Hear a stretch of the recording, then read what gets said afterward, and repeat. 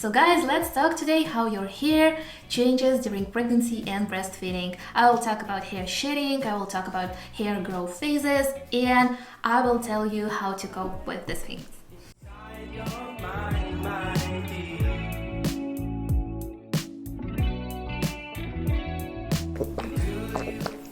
Okay guys, let's talk something different today. Let's talk hair.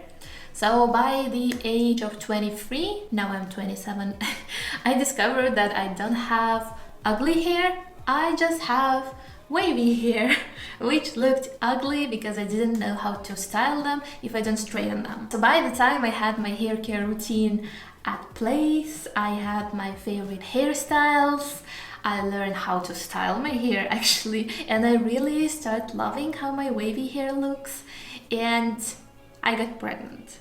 It's it's good thing, but which concerns my hair, I started noticing that my hair structure changed completely, and my hair was the straightest hair I've known.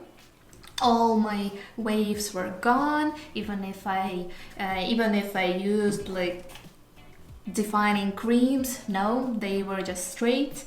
And when I gave birth, my hair was even worse. I had like one part of my hair straight, then I have one part curly and one wavy, and I was like, nice. Which added greatness to my hair is that my hair started shedding a lot. Yeah, nice. Hair shedding was a disaster. Wasn't really fun. And did it happen to you too, guys? Just let me know in the comments down below. Hello guys, I'm Kate, I'm a pharmacist and passionate about skincare and all things beauty. Welcome to my channel, and I hope you will learn something useful in every single video. So please subscribe to my channel, hit the notification bell, and don't miss my next video. Girl needs a selfie. So let's start with hormones, as it's the most important part. As you may know, there are two main pregnancy hormones, estrogen and progesterone, and these guys play significant role in baby development in utero. But high concentration of these hormones can cause some skin reactions or conditions like hyperpigmentation, acne, stretch marks, varicose veins, and we actually already talked about these conditions in this video, and I will leave the link down below in the description. Progesterone and estrogen, they don't only cause skin reactions, but they can also influence our hair. And here is how. So there are 3 stages of hair growth: anagen, catagen, and telogen. 80 to 90% of our hair is in anagen, is the phase where hair actually grows, and it usually lasts 2 to 6 years. And the next phase is catagen, and this is the phase where hair stops growing so fast. Approximately 1% of our hair is in catagen, and usually it lasts 2 to 3 weeks. So the first stage is the telogen, the hair shedding phase. It usually lasts 3 to 4 months, and approximately 10% of our hair is in telogen. So during pregnancy, high concentration of estrogen actually keeps your hair in anagen phase, in hair growth phase, and keeps it from going to telogen phase to shedding phase. So basically hormones prevent you from shedding, and at the same time estrogen and progesterone, they increase the circulation, increase the blood amount, so as a result your hair grows faster, your scalp becomes oilier or drier, and your hair structure can change, and you can experience some hair growth in unusual places. And after giving birth, estrogen and progesterone levels fall and return back to normal. As a result of this, your hair goes from prolonged anagen phase to telogen, and some months after pregnancy, usually 3 to 6 months after giving birth, your hair starts shedding. And it is called telogen effluvium. During this period, you can actually lose around 300 hairs a day. To compare to, we usually lose 100 to 150 hairs a day, so it's like twice or 3 times or even 3 times more than usual. and yes, you will notice this. Unfortunately, you cannot prevent the postpartum hair loss and there is no treatment to it, but don't worry, your hair will regrow and you will notice it very fast. Trust me guys, I hate my baby hairs. They grow not that fast as I would love to, and all these hairs that I have here, yeah, you see, I have a lot of baby hairs and they need to grow at least that much to not to bother me anymore. But I do use a lot of styling products, and it's actually great when you see baby hairs. That means that your hair is regrowing. It's not that you lose your hair, you just lose the hairs that were kept in prolonged anagen phase, which would shed if you weren't pregnant.